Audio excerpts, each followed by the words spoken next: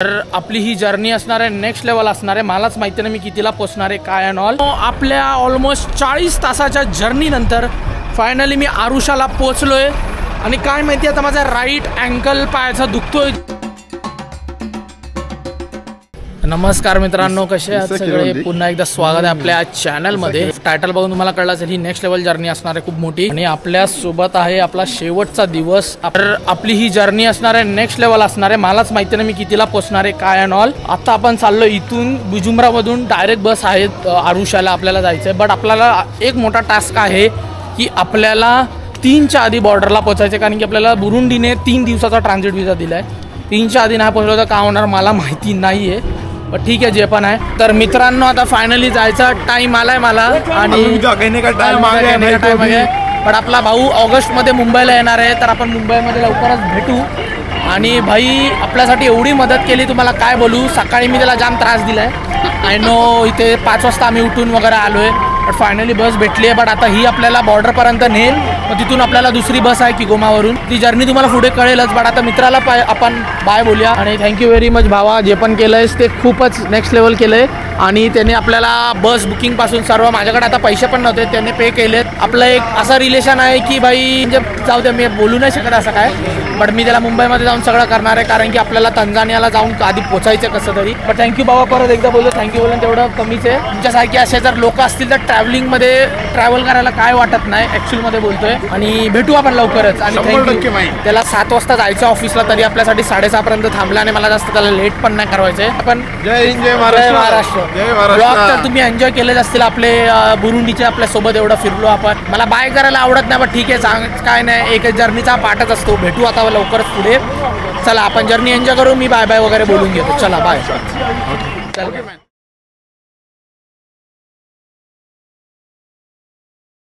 So all right तर मित्रांनो, finally 6.5 तासाच्या जर्नी नंतर आपण पोहोचलो बॉर्डरला। आपलं झालं, मला जे टेन्शन होतं 3 वाजेच्या आधी मला पोहोचायचं होतं, 1:30 वाजताच पोहोचलो मी। आणि मला स्टॅम्प दिला आणि मला इथे रिश्वतही द्यायला लागली। मी दिले 10,000 दिले। 10,000 म्हणजे होतात ऑलमोस्ट 100 रुपये दिले। आधी मला बोलवलं आतमध्ये राहुल उतेकर करून, मग नंतर मला बोलतो can you buy me something cola. But ते माहिती आहे मला, ते थोडं पहिल्यांदा माझा असा एक्सपिरियन्स होता रिश्वतचा, इकडे द्यायला लागले। मी बोललो जाऊ दे देतो, आपला 3 दिवसाचा विजा आहे। मग ते मला वाटलं तसं काही सीन नको व्हायला म्हणून मी देऊन टाकले। आता मी देत नाही कधी, कारण की आपल्याला विजाच्या टाईमलाईनच्या आधी यायचं होतं, तो पण विषय होता। तंजानियाच्या यायला देणार नाही, कारण की माझ्याकडे तंजानियाचा व्हॅलिड विजा आहे। चला आता इथून 5 मिनिटं लागेल तंजानिया साईडचं, इकडचं क्लिअर झालं, एक्झिट स्टॅम्प भेटला, मला पुढेच भेटतो भाई। बेकार जर्नी आहे भाई, म्हणजे काय बोलू। तर ऑलराईट तर मित्रांनो, आपलं दोन्ही साईडचं इमिग्रेशन फायनली झालं। ते एक टेन्शन होतं, एन्झायटी होती, तर भाई निघून गेली। तंजानियामध्ये पण इझी होतं। इथे भाई आता मला कळलं येलो सर्टिफिकेटचं किती महत्त्व आहे। येलो सर्टिफिकेट मागितलं, इथे ॲक्च्युली एमपॉक्स मांबर्ग एक असे आजार आले आणि मला इथे विचारलं कोविड सर्टिफिकेट पण। तुम्ही यकीन नाही करणार, I don't know Y, but मला ते पण विचारलं आणि नशिबाने ते माझ्याकडं होतं। आणि मी ते म्हणजे त्याची हार्ड कॉपी नव्हती, मी फोनमधून दाखवलं आणि मग त्यांनी मला सांगितलं की इथे एक म्हणजे एक अशी पर्ची देतात, तुम्ही ही पाहू शकता, ती भेटल्यावरच तुम्ही इमिग्रेशनमध्ये जाऊ शकता, नाही तर नाही जाऊ शकत। WHO काहीतरी तुमचं टेम्परेचर चेक करतात अँड ऑल एव्हरीथिंग। ते झाल्यानंतर मग तुम्हाला जायचं आहे इमिग्रेशनमध्ये। इमिग्रेशनमध्ये पण सोपं होतं, मला बोलला की ते आधी जेव्हा आपण तंजानियामध्ये आधी पण एंटर केलेले, दुसऱ्यांदा एंटर करतोय $50च्या विजावर। तो ॲक्च्युली सिंगल विजा असतो, बट ते इथे 2दा का चालतं, कारण की जस्ट बिकॉज हे ईस्ट आफ्रिकन कंट्रीज असल्यामुळे हे चालून घेतात। कारण की मी ईस्ट आफ्रिकामध्येच होतो, मी ईस्ट आफ्रिका कंट्री अजून सोडल्या नाहीत, 5 कंट्री असतात त्यामध्ये, 5 का 6 आहेत। तर मी जर दुसऱ्या कंट्रीमध्ये गेलो असतो तर मला विजा घ्यायला लागला असता, पण ठीक आहे। मला फक्त विचारलं की कुठे चाललं, मी बोललो आरुषा। मग बोलतो आरुषाला कशासाठी, मी बोललो सेरेनिगेटी नॅशनल पार्क व्हिजिट करायला। मग मला हॉटेल बुकिंग विचारली माझी, मी बोललो माझ्याकडे नाही आहे, मी तिथे जाऊन करणार आहे। मग ठीक आहे बोलला, आणि ते तुमचे फोटो काढला, हाताचे ठसे घेतले आणि सोडून दिलं। चिल्ड होतं, चांगलं आहे, म्हणजे एवढं काही लोड नाही। आणि म्हणजे पण आता इथून आता किगोमो आहे ऑलमोस्ट 1.5 तास लागेल, कारण की आता ऑलमोस्ट लोकांचा टाईम आहे, येत आहेत, पूर्ण बस थांबते सगळ्यांचं इमिग्रेशन होईपर्यंत। आता तुम्ही पाहू शकतात वाजले आहेत ऑलमोस्ट 2:30 वाजले। तर मला वाटतं 4 वाजेपर्यंत आपण किगोमा पोहोचू बहुतेक, कारण की इथून जास्त लांब नाही, 60 किलोमीटरचं आहे। किगोमा पोहोचल्यावर आपल्याला तिथून दार एस सलामची बस घ्यायची आहे। ती आधीच आपण तिकीट काढून घेतली, तुम्हाला दाखवली नाही सकाळी। बघा ही तिकीट सकाळीच आपण काढलेली आहे। तिथून दार ए सलामची बस घेऊन मग अजून तिथून 15 ते 16 तासाची जर्नी आहे. बाई बेकार जर्नी असणार आहे. माझी आत्ताच हालत बेकार झाली, काय खाल्लं नाही आणि बघू जे पण आता काय असणार तिकडे जाऊनच काय, कारण की ती बस आहे संध्याकाळी 8 वाजता निघणार आहे आणि आपण 4 वाजता पोचू. मला सिम कार्ड, करन्सी एक्सचेंज. चला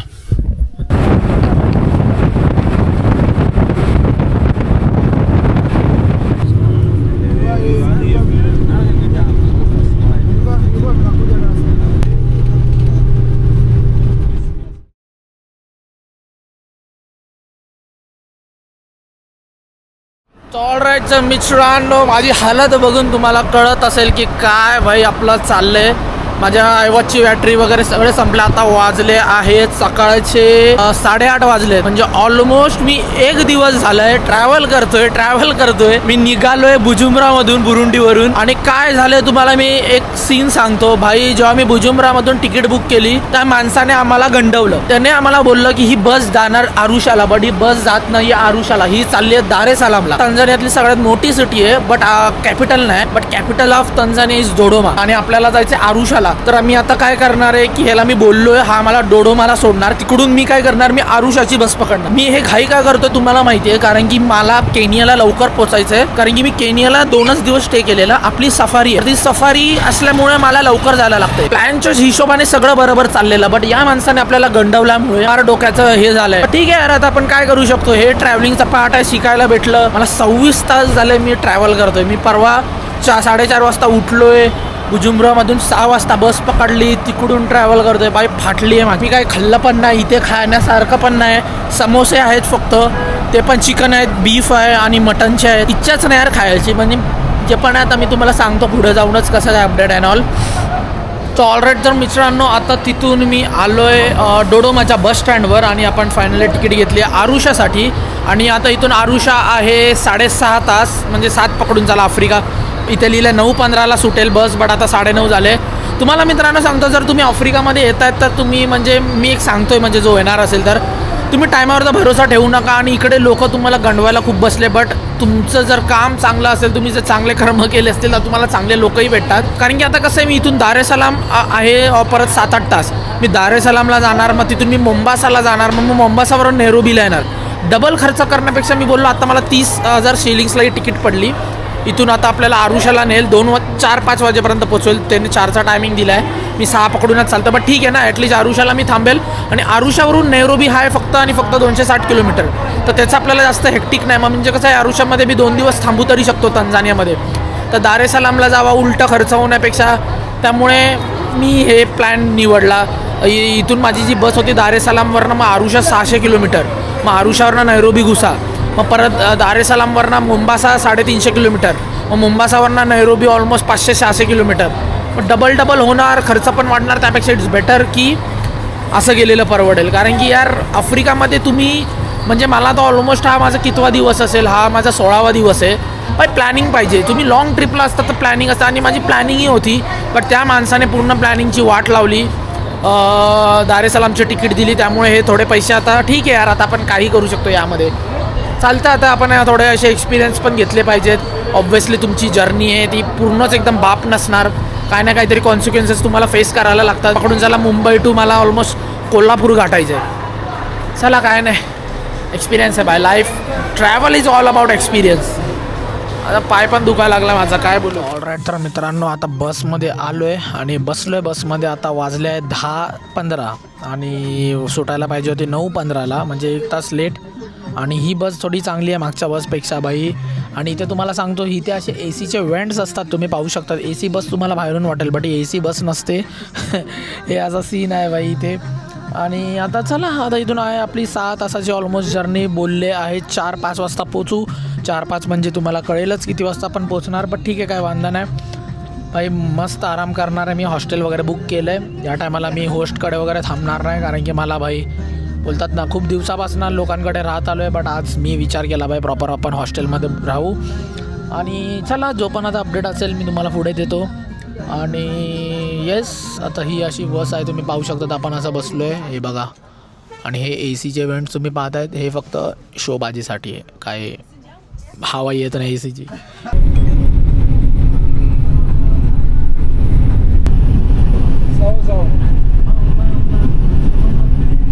सो फायनली मित्रांनो आपल्या ऑलमोस्ट 40 तासाच्या जर्नीनंतर फायनली मी आरुषाला पोचलो आहे. आणि काय माहिती आता माझा राईट अँकल पायाचा दुखतोय जाम. दंगडून चालतोय मी. बसून बसून एवढे पाय दुखायला लागलेत की काय बोलू.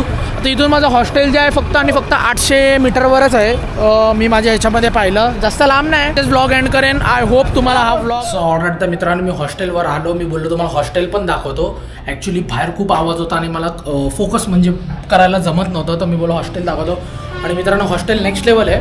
इथे भरपूर सारे गोरे आहेत US कॅनडावरून वगैरे. कारण की तंझानियास तुम्हाला नेक्स्ट व्लॉगमध्ये सांगेन. आता एनर्जी नाही.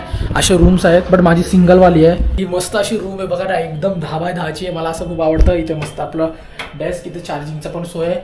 भाई मला फॅन भेटला आहे बघा, नेक्स्ट लेवल आहे. आणि वॉशरूम वगैरे पण मी चेक केलं भाई, नेक्स्ट लेवल क्लीन आहे. आणि आपला रूम नंबर आहे 211. आणि येस आता हा व्लॉग मी इथे सेंड करतो. कसा वाटला तुम्हाला हा व्लॉग. भाई जाम मेहनत घेतली. ऑलमोस्ट 7 वाजले आता. म्हणजे 40 तासाच्या वर मी ट्रॅव्हल केलं. लाईफमध्ये असं ट्रॅव्हल कधी केलं नाही. हे जस्ट बिकॉज मला करायला लागले या बुरुंडी आणि रेवांडाच्या लफड्यांमुळे. पूर्ण फिरून यायला लागतं. भाई काय बोलू. चला ठीक आहे, काय प्रॉब्लेम नाही. मी शिकलोय भाई ट्रॅव्हलिंगमध्ये. रेग्रेट म्हणजे मला पछतावा नाही वाटत.